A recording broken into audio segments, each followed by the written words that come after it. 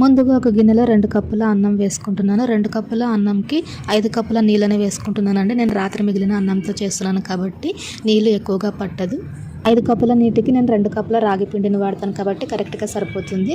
అలాగే రుచికి సరిపడా ఉప్పుని వేసి మూత పెట్టేస్తాం. ఇప్పుడు మూత తీసి చూస్తే కనుక ఇలా ఉడుకుతూ ఉంటుంది. ఇలా ఉడికేటప్పుడు మాత్రమే మనం 2 కప్పుల రాగి పిండిని వేసుకోవాలండి. రాగి పిండిని వేసిన తర్వాత ఏ మాత్రం కూడా గరిటెతో తిప్పకూడదండి. గరిటెతో తిప్పితే కనుక ఉంటలుగా అయిపోతుంది.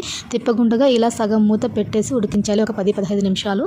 ఇలా ఉడికించిన తర్వాత గ్యాస్ ఆఫ్ చేసి ఒక 5 నిమిషాల పక్కన పెట్టి మూత తీసిన తర్వాత ఇలా పప్పు గిద్దెతో నెనుపుకోవాలండి. ఏ మాత్రం ఉంటలు లేకుండా నెనుపుకోవాలి. మీ దగ్గర ముద్దకర్ర ఉంటే కనుక ముద్దకర్రనే వాడచ్చు. నా దగ్గర ముద్దకర్ర లేదు కాబట్టి నేను పప్పు గిత్తెని వాడుతున్నాను. చూసారు కదా, ఈ విధంగా ఉంటలు లేకుండా తిప్పుకోవాలి. ఇప్పుడు ఒక గరిటె తీసుకొని ఒక ప్లేట్లో చేతికి తేమ చేసుకొని ఉంటలుగా మనకు కావాల్సిన సైజులో ఉంటలు కట్టుకోవాలంటే చాలా సింపుల్గా చేసేయచ్చు రాగి ముద్ద అనేది. ఇందులోకి చికెన్ గ్రేవీ కానీ లేదా కారం పప్పు కానీ చట్నీ కానీ తినచ్చు. నేనైతే ఇక్కడ కారం పప్పు తింటున్నాను. వీడియో నచ్చితే లైక్ చేయండి, సబ్స్క్రైబ్ చేయండి. Thank you for watching.